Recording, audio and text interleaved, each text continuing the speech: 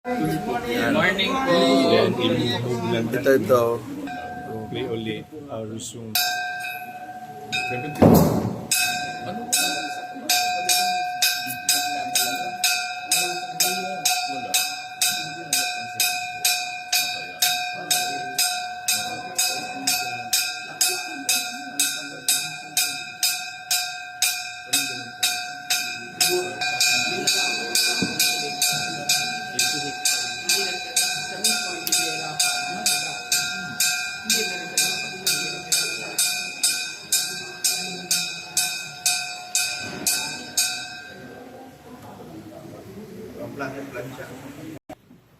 Hello! Welcome to Merry Health of Christian Chapel. Ngayon po ay nasa 10 araw tayo ng ordinaryong panahon. At ngayong araw pong ito ay magkakaroon po tayo ng installation ng ating mga kapatid na mga Carmelites ng Accolade at saka Lectorate. Welcome po and happy Sunday. Brother Roger Apor Ocar at Ministeryo ng Apolito na sina Brother Alfred Perlas Ocar, Brother Benito Lohan Jr. Ocar, and Brother Nelson Anciano Jr. Ocar na inihahanda para sa Ministeryo ng Pagkapari. Isama po natin sa ating mga panalangin ang ating mga kapatid. Gayon din po, ang misang ito ay inialay natin para sa kapayapaan ng buong barangay DL Graham. Yun din po, para po sa kapananakan ng yumaong si Rodolfo Arabi Sr. Pasasalamat din po sa kaarawan ni Rodelito E. Manigan at sa pagaling ni Shinadu Arabis. Ang mamumuna po sa ating banal na pagdiriwang ay ang Prior Provincial ng Philippine Carmelite Province of St. Titus Praxma, Reverend Father Rico P. Ponce Ocar. Magsitayo po ang lahat.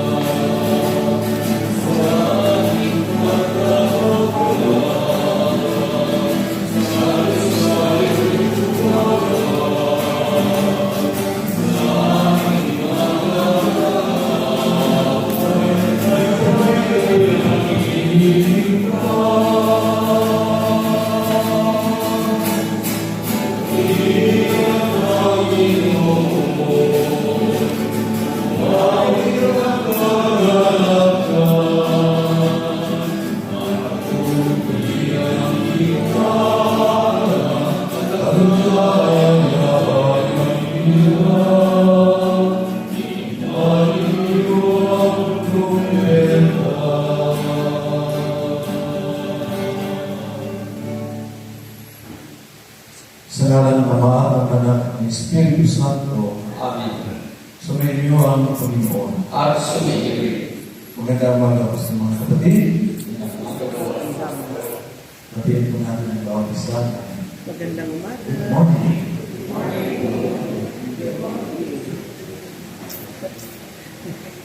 Muli tayo kapatipon sa magandang chapel na ito. Ilang isang bayanan. Bilang mga mahal ng ating Diyos. At tayo ay nagpasalamat sa Kanya sa lahat ng mga biyaya, mga kaloob na ibigay sa atin. At tayo ay tumulog sa Kanya, hingi ng mga biyaya at naway pagbabayan tayo ng Diyos sa patuloy natin paglalakbay. Patuloy tayo niliyangan ni Jesus na mananampalataya sa Kanya. Kahit na sinasabi ng ibang mga tao na laos na ang salita ng Diyos, kung masyado itong mahirap unawain at sundin. Itinuro ng ilang simbahan na ang kaaway ay nasa ating paligid at nagpuso na tanggihan natin si Jesus bilang sinugo ng Diyos Ama. Manalangin tayo ng mga kasalanan, huwag tayo maging marapat kumanap sa banal na pagdiriwang. Tayong lahat, inaamin ko sa makapangyarihang Diyos at sa inyo mga kapatid na lubha kong nagkasala sa isip, sa salita at sa gawa, at sa aking pagkukulang. Kaya sinasamo ko sa mahal na Birhen Maria, sa lahat ng mga anghel at mga banal, at sa inyo mga kapatid, na ako'y panalangin sa Panginoong ating Diyos. Kawatan ng Panginoong Diyos, patawarin tayo sa ating mga kasalanan, at patubayan tayo sa buhay na walang hanggan. Amen.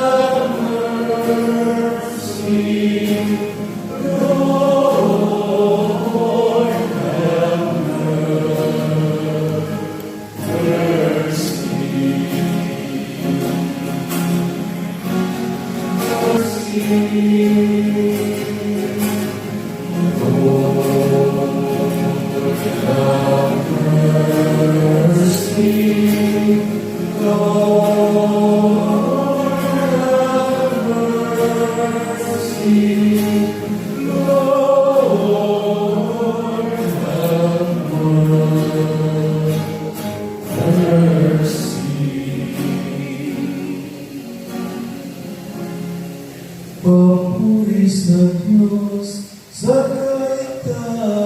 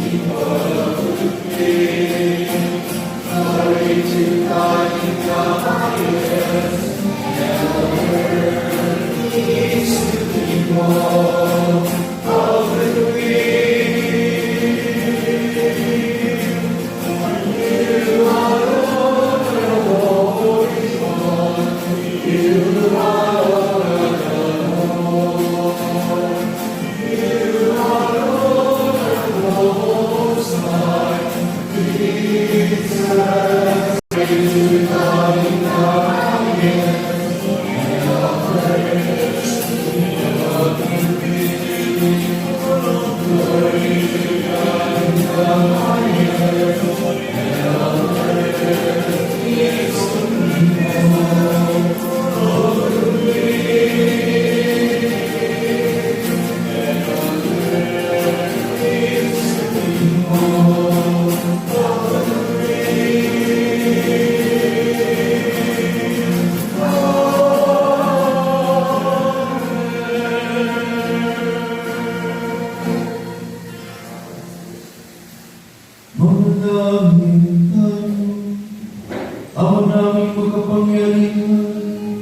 Sa iyo nagmumula ang talang kabutihan. Pagbigyan mo ang aming kahilingan, na sa iyong patnubayan ng mga kinalugdan, ay aming mapag-isipan, at sa iyong pag-akay ng mga ito, ay aming magdamanan. Sa pamamagitan ni Jesucristo kasama ng Espiritu Santo, magpasawalang hanggan.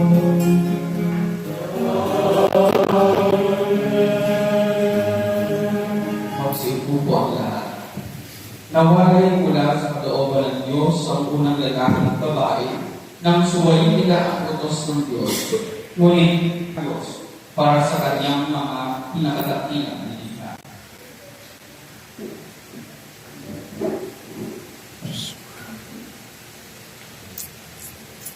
Pabasa mula sa aklat ng Genesis.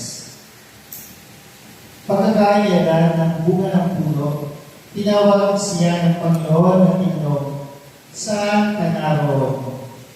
Natakot po ako nang marinig ko kayong nasa hardin. Natakot po ako, sapagkat ako'y hubad. Tugon niya. Sino may sabi sa iyo hubad ka? Tanong ng Diyos. Bakit? Kumain ka ba ng bungang ipinagbabawal ko? Kasi pinakain ko ako ng babae ibinigay ninyo sa akin. Tugon niya. Bakit mo naman ginawa iyon? Tanong ng Diyos sa babae. Mangyari ko'y niliblang ako ng ahas, kaya ako'y natuksong kumain. Tugon naman niya. At sinabi ng Panginoon sa ahas, sa iyong ginawa'y may parusang dapat, na tanging ikaw lang iyong magdaranas. Ikaw ay gagapang ang habol kong dawat, at alikabok ang pagkain dapat. Kayo ng babae ay laging mag-aaway, binhi mo't binhi ay laging maglalaban. Ito ang dudurog ng ulo mong iyan, at ang sakong niya ay ikaw ang tutuklaw. Ang salita ng Diyos. Salamat sa Diyos. Sa piling ng Diyos, may pag-ibig at pagtubos. Sa piling ng poong Diyos, may pag-ibig at pagtubos. Sa gitna ng paghihirap, tinawag ko yung Panginoon. Panginoon, ako'y dinggin pagkat ako'y tumatakboy. Dinggin mo ang pagtawag ko at maghingi ng iyong tulong. Sa piling ng poong Diyos, may pag-ibig at pagtubos. Kung ikaw ay may talaan nitong aming kasalanan, lahat kami ay tatanggap ng habol mong nakalaan. Ngunit iyong pinatawad kasalanan ay hindi mo. Pinatawad mo nga kami upang sa iyo ay matakot. Sa piling ng poong Diyos, may pag-ibig at pagtubos. Sabik akong naghihintay sa tulong mo, Panginoon, pagkat ako'y may tiwala sa pangako mong pagtulong. Yari nating pananabik, Panginoon, ay higit pa sa sirenong naghihintay ng pagsabik ng umaga. Sa piling ng poong Diyos, may pag-ibig at pagtubos. Magtiwala ka, Israel, magtiwala sa iyong Diyos. Matatag at di kukupas ang pag-ibig niyang dulot. Lagi siya naghahanda sa sino man ay lumubos. Ililigtas ng Israel yaong kanyang mga hirang.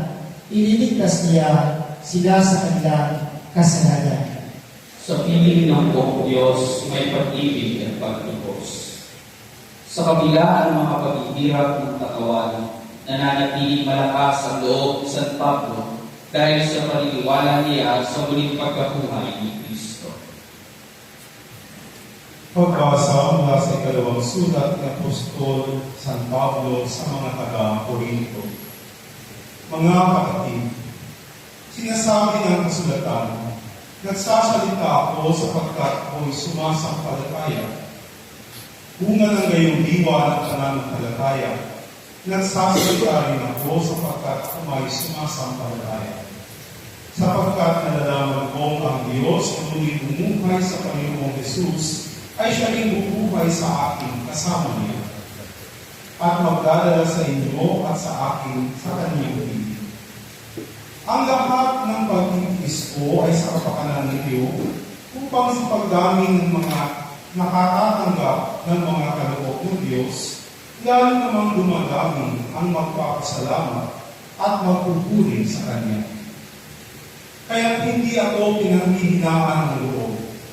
Bagamat humihina ang aking katawang lupa, patuloy namang lumalakas ang aking espiritu.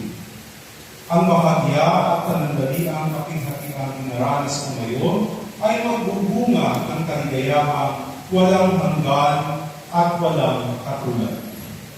Kaya ang paningin namin ay nakapako sa bagay na di nakikita, hindi sa nakikita, sapagkat panandalian lamang ang mga bagay na nakikita. Ngunit walang hanggan ang mga bagay na di nakikita. Talos natin na kapag nasira ang lodang tinatahanan natin ngayon, ang ating katawang lupa, tayo'y may tahanan sa langit, hindi nasisira, isang tahanang ginawa ng Diyos, hindi ng tao. Ang salita ng Diyos. Salamat sa Diyos. Magsitayo po ang lahat.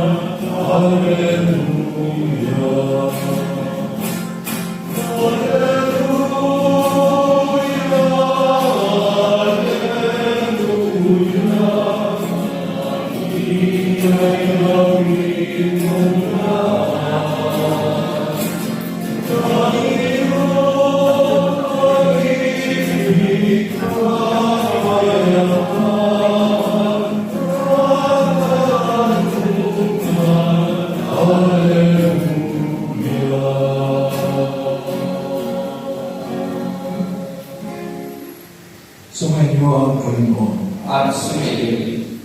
Ang mabuting balita ng Panginoon ayon kay San Marcos. Papuri sa iyo, Panginoon.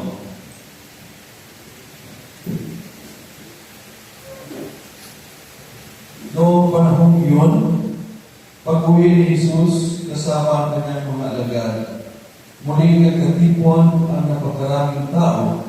Ano pa, hindi man lamang makuhang kumain ni Jesus at ang kanyang mga alagad. Nang mabalitaan ito ng kanyang mga kasambahay, sila ay tumaroon upang magkaunin siya, sapagkat ang sabi ng mga tao, nasisiraan siya ng bait. Sinabi naman ng mga eskribang dumating mula sa Jerusalem, inaalihan siya ni Beelzebul, ang prinsipe ng mga demonyo. Ito ang nagbigay sa kanya ng kapangyarihang magpalayas ng mga demonyo. Kaya pinalapit ni Jesus ang mga tao at sinabi sa kanila ang ilang kalinhaga. Paano mangyayaring palayasin si Satanas kapag naglaban ang nasasakupan ng isang kaharian, hindi mananatili ang kaharian iyon. At kapag naglaban ang magkasambahay, hindi mananatili ang sambahayan iyon. Gayon din naman, kapag naghimagsik si Satanas laban sa kanyang sarili at naglaban-laban ang kanyang nasasakupan, hindi magtatagal at darating ang kanyang wakas. Walang makapapasok sa bahay ng isang taong malakas at makaagaw ng kanyang kaharian, malibang kapusin muna niya ang tao iyon. Sa kapalaman niya na malulukuban ang bahay na iyon. Tandaan niyo ito, maaaring ipatawad sa mga tao ang lahat ng kasalanan at panalangin nila sa Diyos. Ngunit ang sinumang lumait sa Espiritu Santo ay hindi mapapatawad. Ang kanyang kasalanan ay hindi mapapawi kailanman. Sinabi ito ni Jesus sapagkat ang sabi ng ilan na alilihan siya ng masamang espiritu. Dumating ang ina ng mga kapatid ni Jesus. Sila ay nasa labas ng bahay at pinatawag siya. Noon na may maraming taong kaupo sa palibot ni Jesus at may nagsabi sa kanya, "Nariyan po sa labas ang inyong ina at mga kapatid. Ipinatatawag kayo." Sino ang aking ina at mga kapatid? Ani Jesus. Tumingin siya sa mga kaupo sa palibot niya at nagbiga, "Ito ang aking ina at mga kapatid." Sapagkat ang sinumang tumatalima sa kalooban ng Diyos ay siya kong ina at mga kapatid. Mga kapatid, ang mabuting balita ng Panginoon. Pinupunin ka namin, Panginoong Yesu Kristo.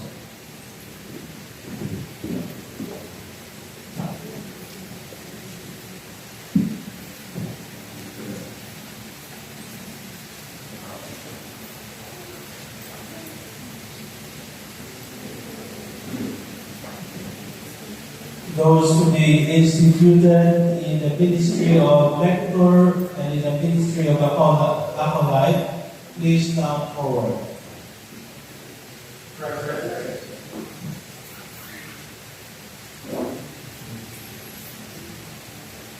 Please all be seated for the honor.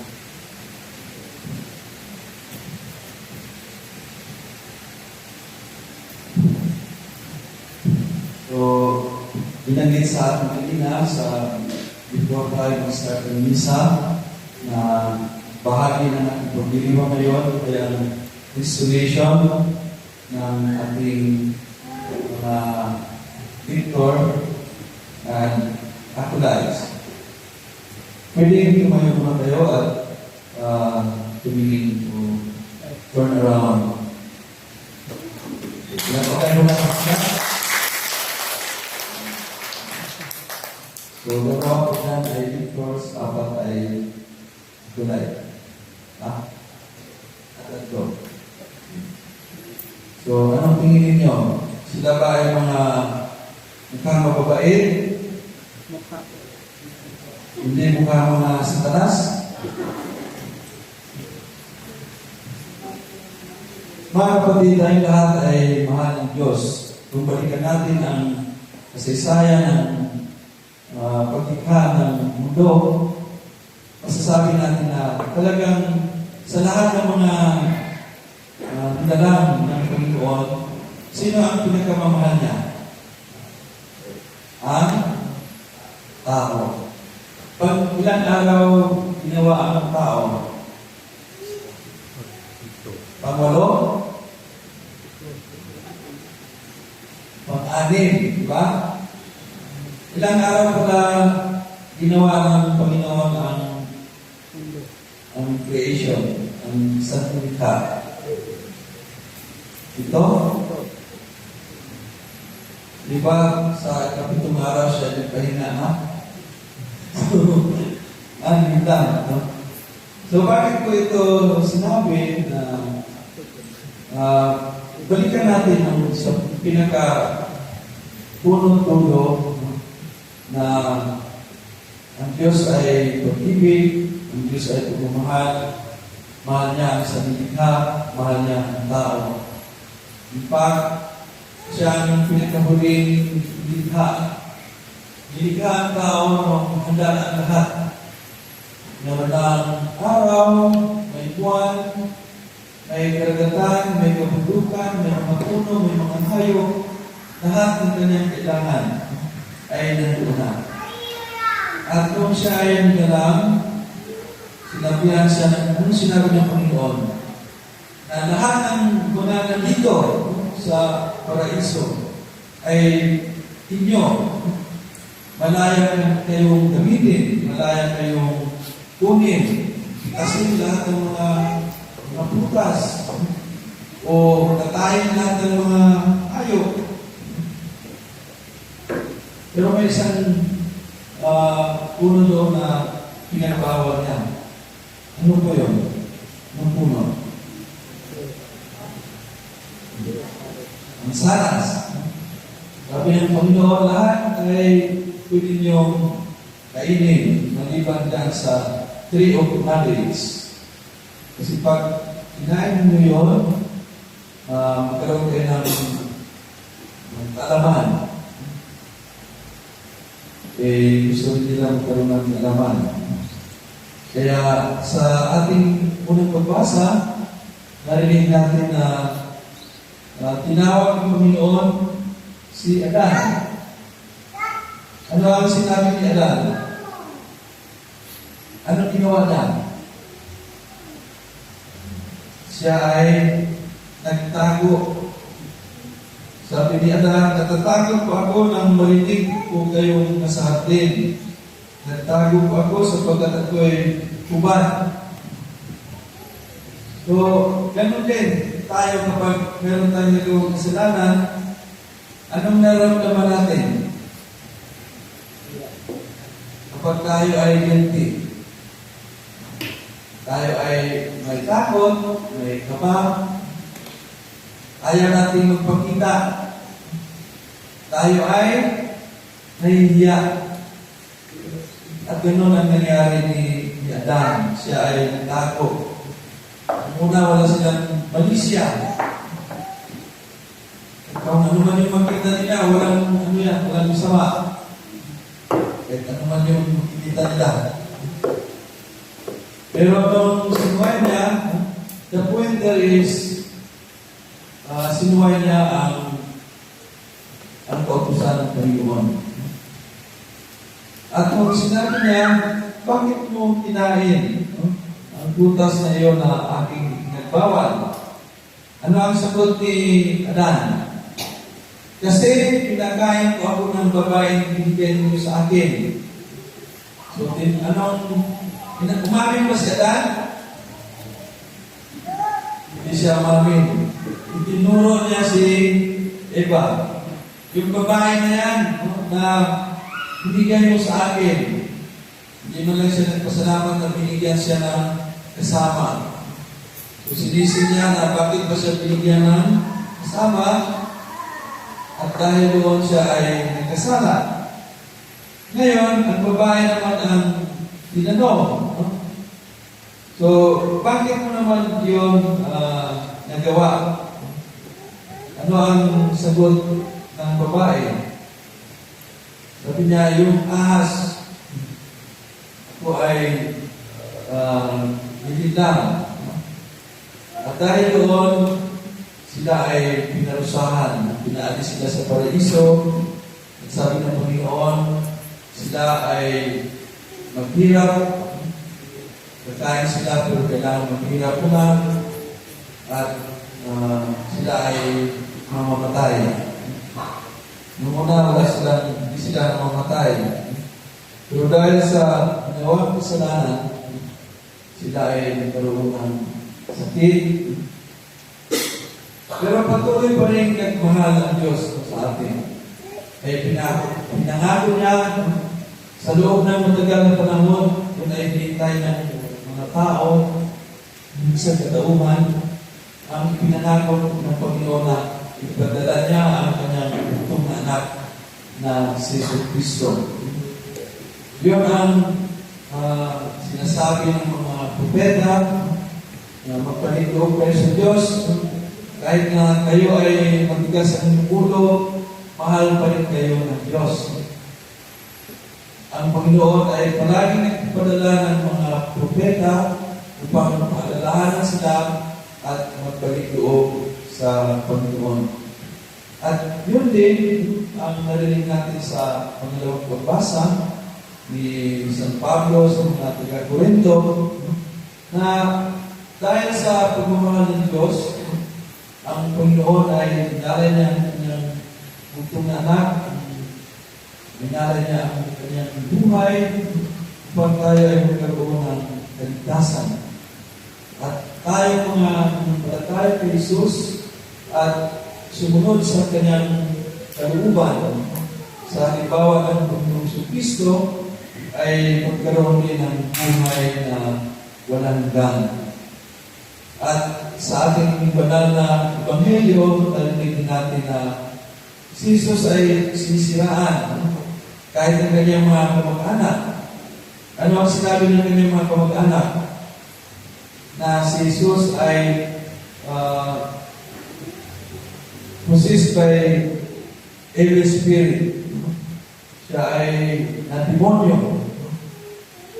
Dahil siya ay nagpalayas ng mga demonyo, siya ay in-accuse na the source of his power is from the demons.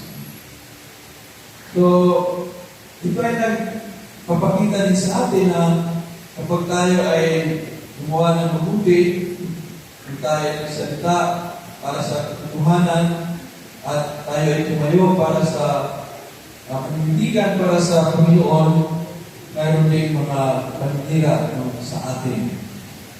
Kaya, huwag tayong matakot, huwag tayong ma-discourage, dahil yun din ang naranasan ni Jesus. At nilinaw ni Jesus sa atin na ang kanyang kapangyarihan ay hindi galing sa demonyo, hindi galing sa Satanas, kundi galing sa Diyos. At dapat natin isipin na ang demonyo ay totoo.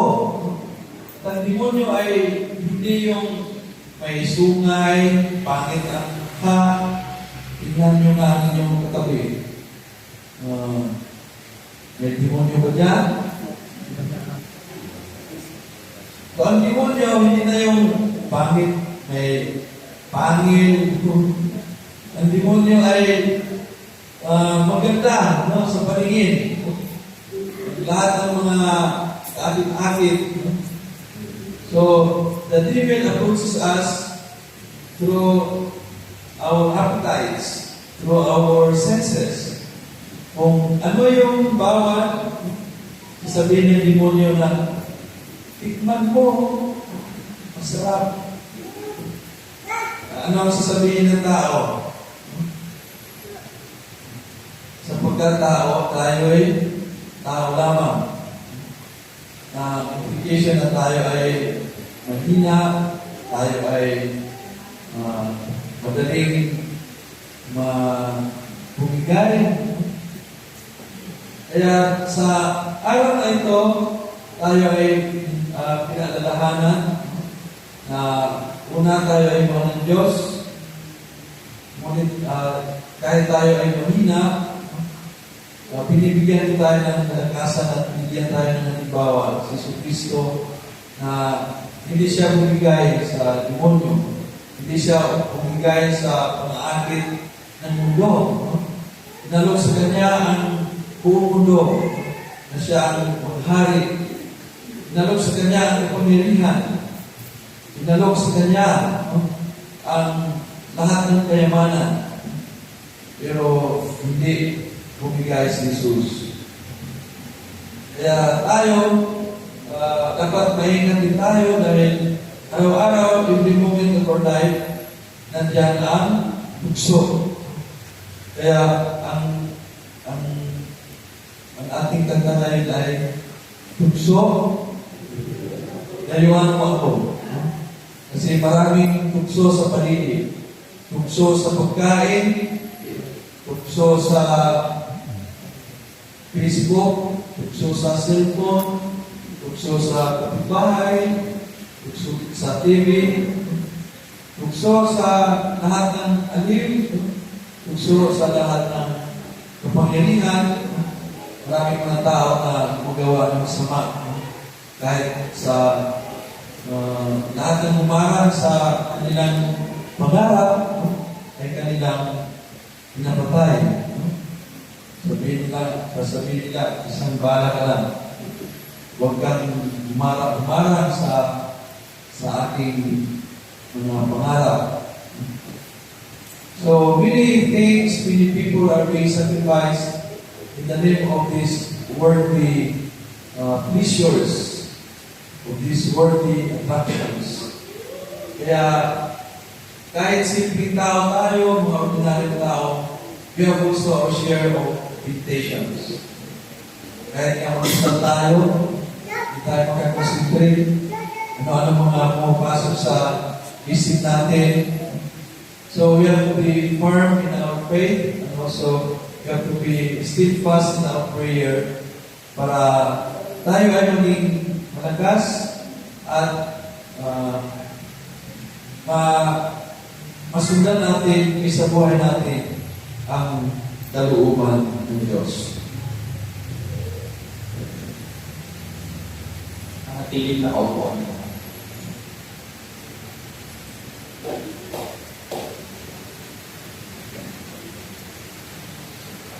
Tumayo po ang mga candidates for to you, my dear sons in Christ, who aspire to the ministry of Victor through His Son who became man for us. God the Father has revealed the mystery of salvation and brought it to fulfillment. Jesus Christ made all things known to us and then entrusted His church with the mission of preaching the gospel to the whole world. As leader and bearer of God's word, you will assist in this mission and so take on a special office within the Christian community. You will be given a responsibility in the service of the faith which is rooted in the Word of God. You will proclaim that word in the liturgical assembly, instruct children and adults in the faith, and prepare them to receive the sacraments worthily. You will bring the message of salvation to those who have not yet received. Thus, with your help, men and women will come to know God our Father and His Son Jesus Christ, whom He sent, and so be able to reach eternal life. In proclaiming God's word to others, accept it yourselves in obedience to the Holy Spirit. Meditate on it constantly, so that each day you will have deeper love of the Scriptures, and in all you say and do, show forth the word of our Savior, Jesus Christ. And to you, my dear Son, Christ, who aspire to the ministry of Acolyte, as people chosen for His ministry, you will have a special role in the church ministry. The summit and source of the church life is the Eucharist, which builds up the Christian community and makes it grow. It is your responsibility to assist priests and deacons in carrying out their ministry, and as special ministers to give Holy Communion to the faithful of the liturgy and to the sick. Because you are specially called to this ministry, we should strive to live more fully by the Lord's sacrifice and to be molded more perfectly in its likeness. You should seek to understand the deep spiritual meaning of what you do, so that you may offer yourselves daily to God as spiritual sacrifice acceptable to Him through Jesus Christ. In performing your ministry, bear in mind that as you share the one bread with your brothers and sisters, so you form one body with them. Show a sincere love for Christ's physical body, God's holy people, and especially for the weak and the sick. Be obedient to the commandment which the Lord gave to His apostles at the Last Supper. Love one another as they also have loved you.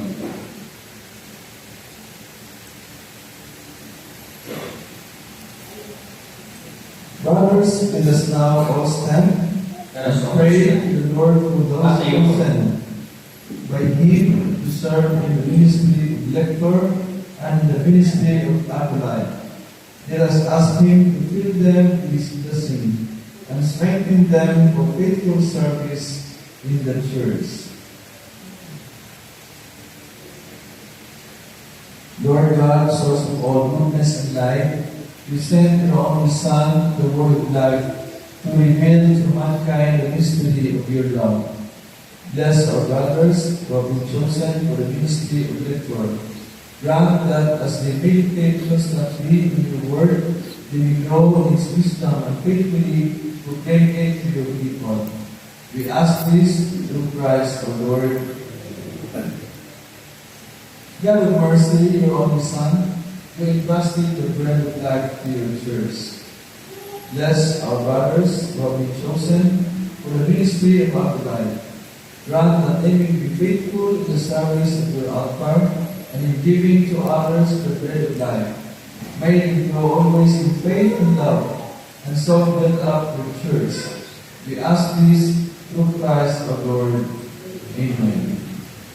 Please all be seated for the institution.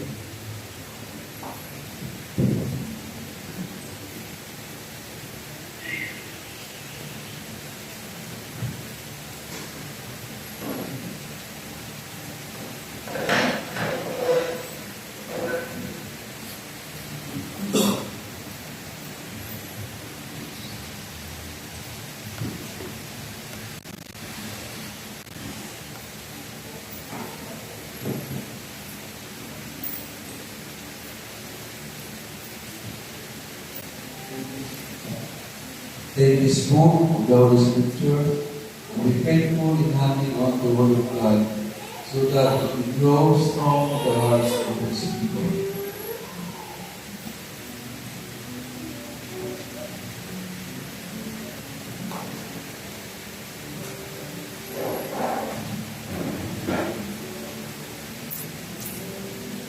Take this book of the Holy Scripture and be faithful in handing on the Word of God, so that it will grow strong in the hearts of His people.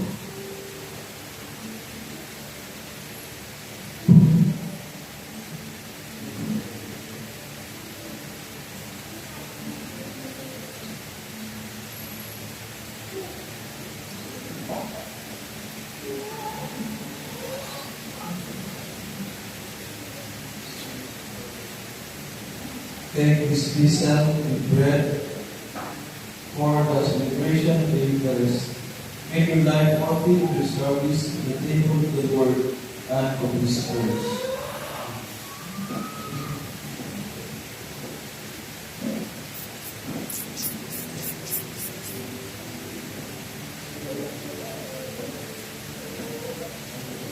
Take this vessel with bread for the celebration of the Eucharist.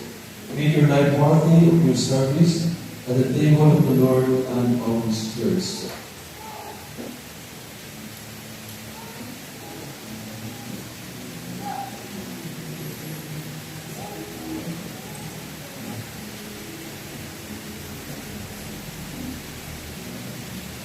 Take this vessel with bread for the celebration of the Eucharist. Make your life worthy of your service at the table of the Lord and of His church.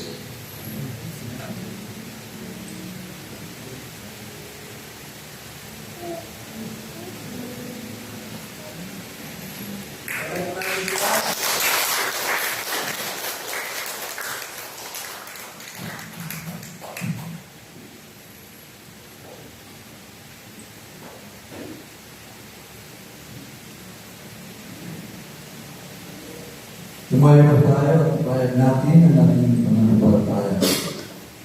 Sumasampalataya ko sa Diyos, makapangyarihan sa lahat, na may gawa ng langit at lupa.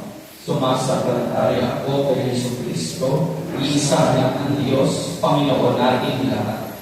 Nagkatawang tao siya ng Espiritu Santo. Pinanganak ni Santa Maria Virgen, pinagpakasakit ni Poncio Pilato, ipinako sa krus na matay, itinigil, nanaaw sa kinaroroonan ng mga imamo, nang may gantong araw na buhay mag-uwi, umakyat sa langit, natutulog sa kanan ng Diyos amang makapangyarihan sa lahat. Doon nagpupunta ang paririto at buhukom sa nakabubuhay at namatay ng tao. Sumasampalataya naman ako sa Diyos Espiritu Santo, sa banal na simbahang Katolika, sa kasamaan ng mga banal, sa kapatawaran ng mga kasalanan, sa pagkabuhay ng muli ng mga matay na tao, at sa buhay na walang hanggan. Manalangin tayo sa Alipiyang Ama upang patatagin ang pananampalataya natin sa Kanyang anak, upang magpasya tayong gawin ang nagtutugod sa Kanya. Sabihin natin, Panginoon, tingin mo ang aming panalangin. Panginoon, tingin mo ang aming panalangin.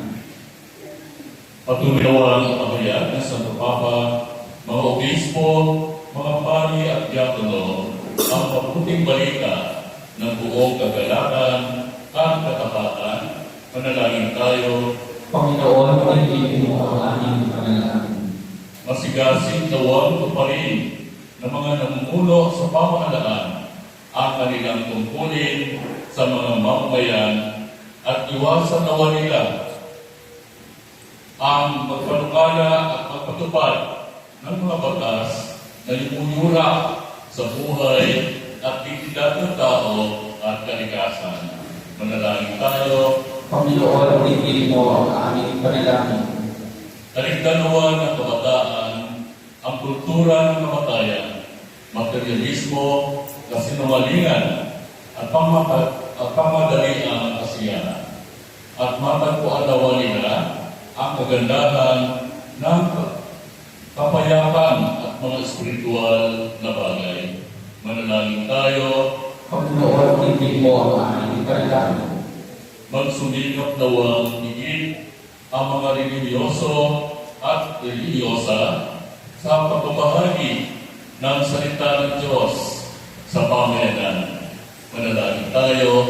Panginoon, pagiging mo ang aming panalangin. Ama, Panginoon mo ang iyong mga anak na pinagkukod mo sa banal na Eucharistia. Naway lumago siya sa pag-ibig mo sa tulong ng anak mo si Jesucristo, nag-aaring kasama mo at ang Espiritu Santo, magpa sa walang hanggan. Amen. Magsiyupo po ang lahat.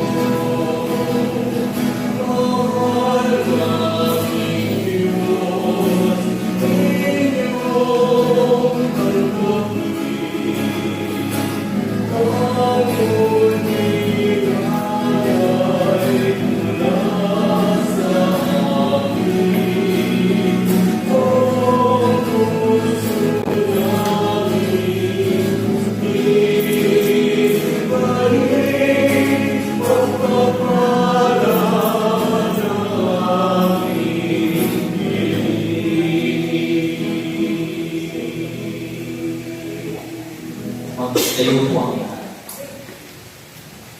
Manalangin kayo mga kapatid, ito ang ating pagkain ay kalugdan ng Diyos sa mga kapangyarihan. Ang gapinawa ng Panginoon itong pagkakain sa iyong mga kamay. Sa kapurihan niya at garantal sa ating kapanginabangan sa buong pagkakain. Ama namin lumit na, tumayo at kalugdan ang paglilingkod namin kinagampan, upang aming iyahain ngayong marapati, at ang aming pag-ibig ngayong pag-alabig, sa pamamagitan ni Jesucristo kasama ng Espiritu Santo, magpa sa walang hanggan.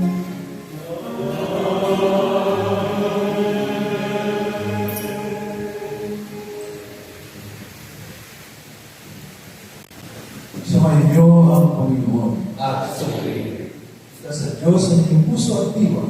Tinaas na namin sa Panginoon. Pasalamatan natin ang Panginoon at ang Diyos. Parapat siya ay pagsalamatan. Ama naming makapangyarihan, tunay mong marapat na ikaw ay aming pasalamatan, na sa iyo ang aming buhay, pagkilos at pagkilal, sa pamumuhay namin araw-araw, pinatapasan namin ang iyong pagmamahal.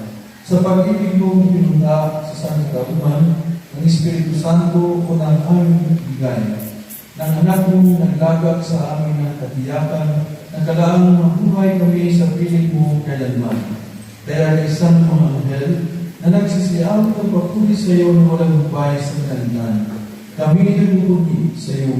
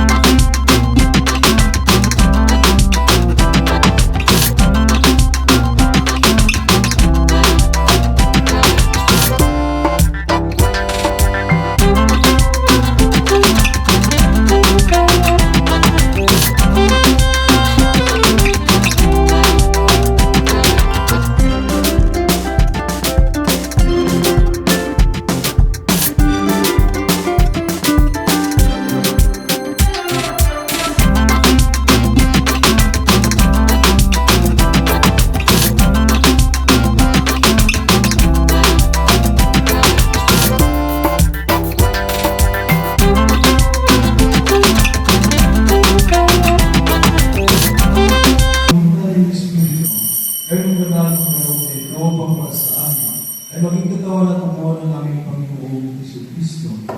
Bago na pinag-iisan po sa loob ng maging handog, hinawakan niya ang tinapay, pinasalamatan kanya, pinaghati-hati niya yun. Inabot sa kanya mga lagad at sinabi, "Tanggapin ninyo lahat ito at kanin. Ito ang aking katawan na ihandog para sa inyo."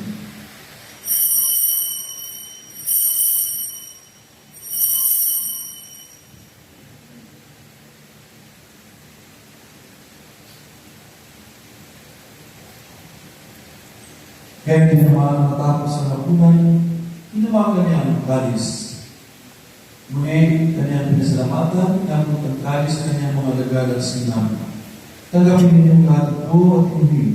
Ito ang kalis ng aking dugo na bago at hanggang pa. Ang aking dugo na uus para sa inyo at para sa lahat, sa ikapapapatawan ng mga kasalanan. Gawin niyo ito sa pagkalala sa akin."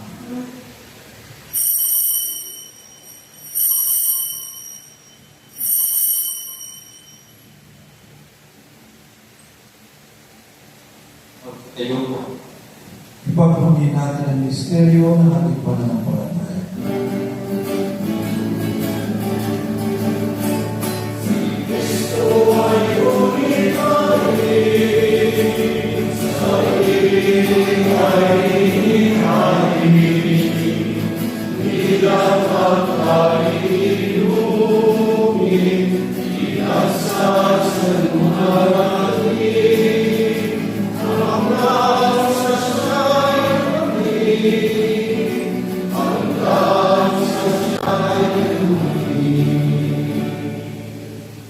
Ang mga ginagawa namin ngayon, pagkadala sa pagkamatay at muling pagkabuhay ni Imanak.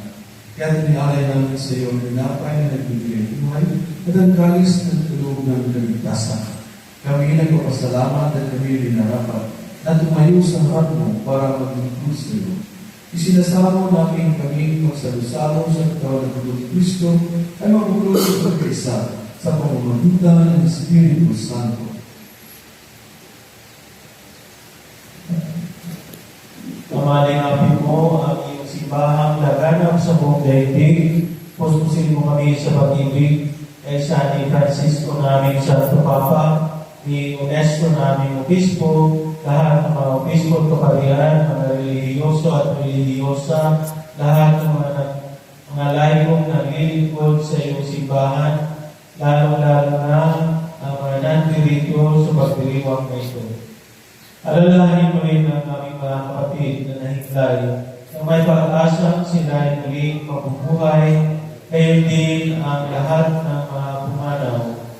Ating samahan si Brother Joey sa pagdarasal sa kanyang 5 kapatid. Kawan mo sila at patuloyin sa iyong kaliwanagan. Kawan mo ang paginabati kami lahat ng mga salo sa iyong buhay na walang wakas, kaysa ng mahal ng Birhen Maria, may nanang Diyos. Kaysa ng mga apostol at ng lahat ng mga banal na namuhay dito sa daigdig na kalugod-lugod sa iyo, may pagliwang naman namin ang pagpupuri sa ikararangan mo sa pamamagitan ng iyong anak na aming Panginoong Jesucristo.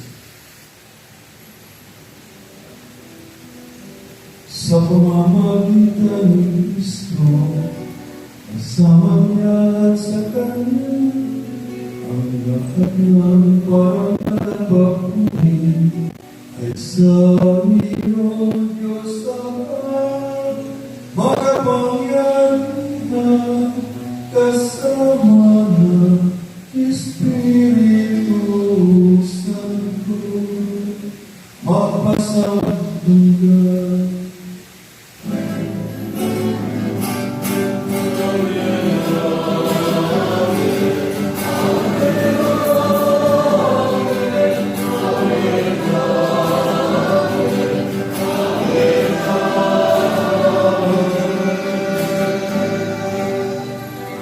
Sa talumpinin ng kagaling na utos sa tulong ni Jesus na Panginoon natin at Diyos, ipahayag natin ang nagasto.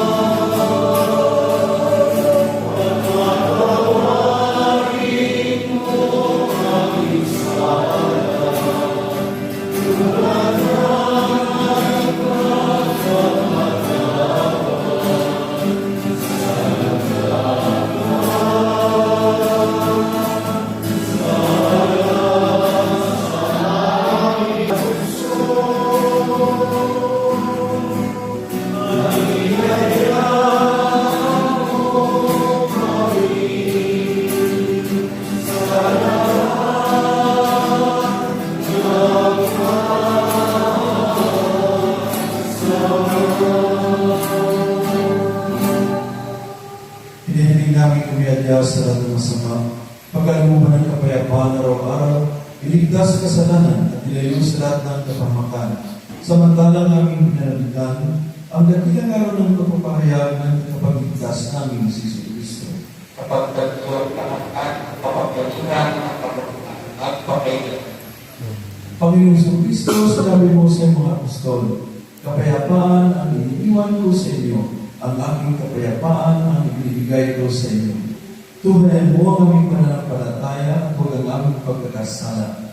Pagkalooban kami ng kapayapaan at pagkakaisa ayon sa inyong kalooban. Kasama ng Espiritu Santo, magpa sa walang hanggan.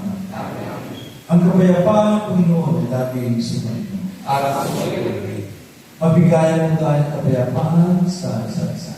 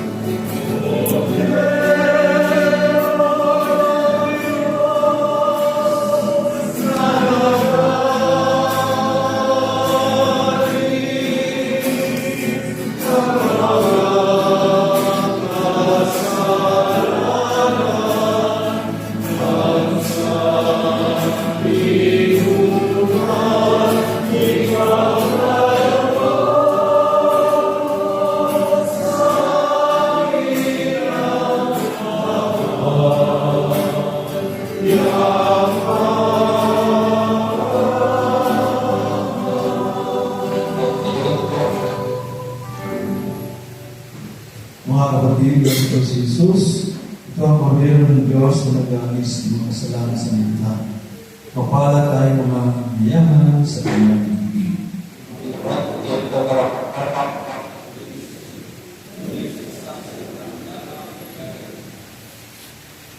Pagsanggalang mga bahan, ito ang natin Kristo para sa buhay na walang hanggan.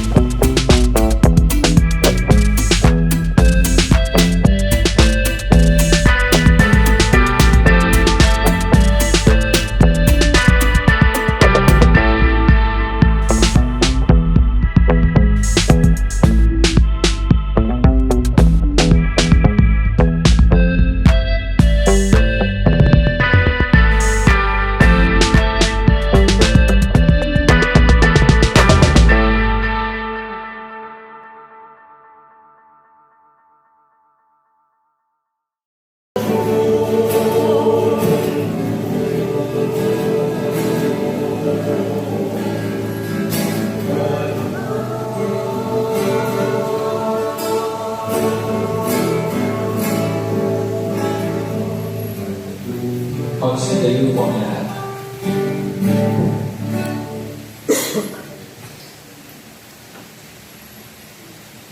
Manalangin tayo, ang aming mapagmamahal, ang pagganap sa iyong pagbigay ng kagalingan ay umabinawa sa aming mga nagawang pagsunod at pagtutawanan ng mga kinalulugyan sa pamamagitan ni Jesucristo kasama ng Espiritu Santo magpasawalang hanggan. Magsiluhod po ang lahat para sa panalangin kay Maria mapag-ampon sa mga Kristiyano. O Maria mapag-ampon sa mga Kristiyano, aking ina at ina ng awa, masdan mo ang ating mga paghihirap at magdalang habag ka sa akin.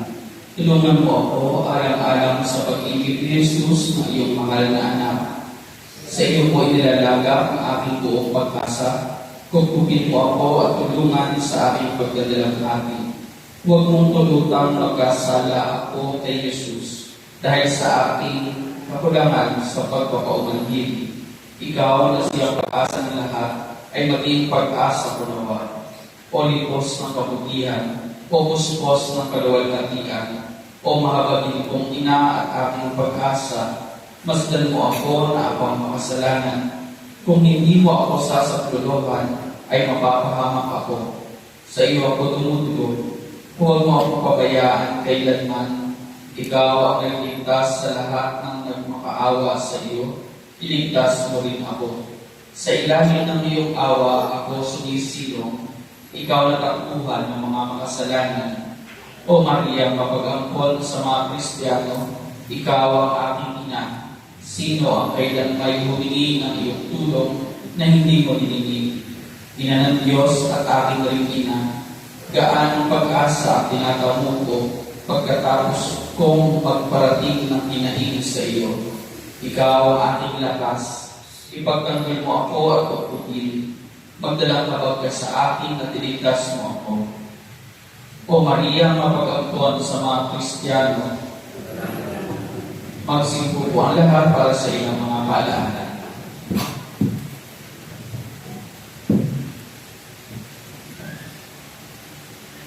Magandang umaga po sa ilan sa ating bulan.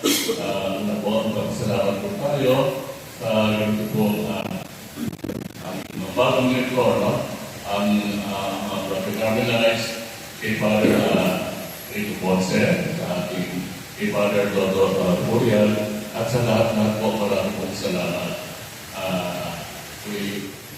Nagdudusa po sa ating kapatid. Pasensya po na. Maraming salamat sa ating buhay. Salamat po sa araw ito. Happy Sunday. Maraming pong salamat. Ito po ang salamat.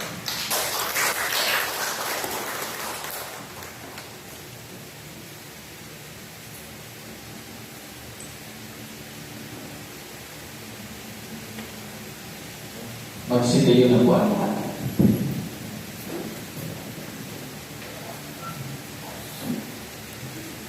Sumayin niyo ang Panginoon. At sumayin. Magsiyo po kayo habang ginagawa ang pagpapala. Ama naming mapagpala, ipadama mo ikaw ang kapiling ng mga bumubuo ng iyong bayan. Ipagkaloob mo sa amin araw-araw ang aming mga kailangan, upang sumapit kami sa buhay na para sa amin iyong inilaan. Sa pamamagitan ni Jesucristo, kasama ng Espiritu Santo, magpasawalang hanggan. Amen. At ang pagpapala ng Panginoon ng Diyos, Ama at Anak at ng Espiritu Santo, ay manaw-nawa at malagi sa inyo, magpasawalang hanggan. Amen. Umayo kayo sa kapayapaan ng taglaya ng pag-asa at pananampalataya sa Diyos. Salamat sa Diyos. Napaganatin ng Panginoon sa bawat.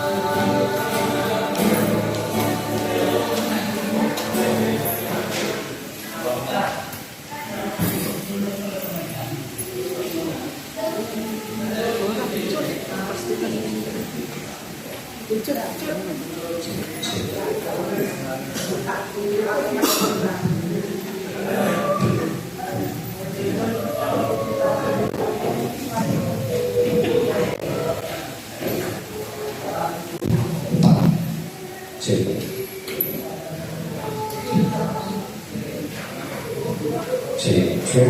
1, 2.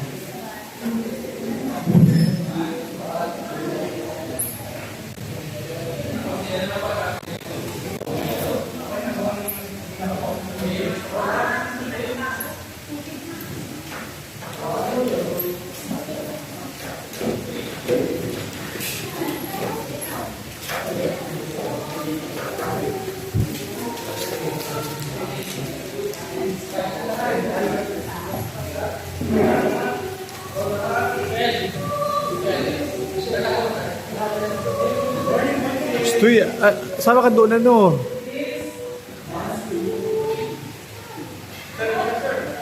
Stoy.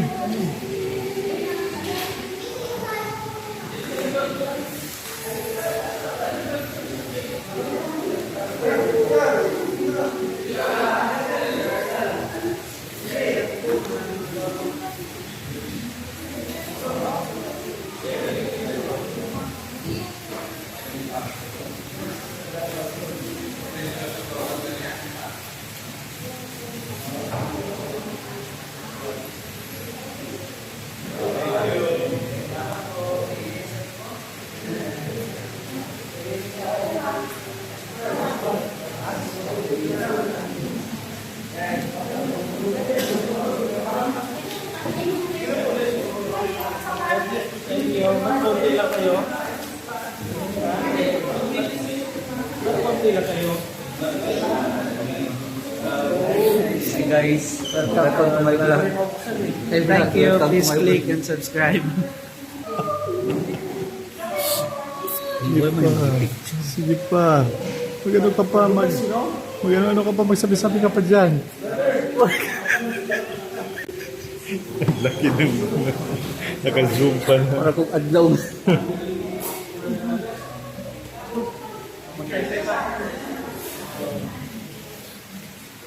Asa naman eh? I-off na nato ni no? Jude. Panamilit mo.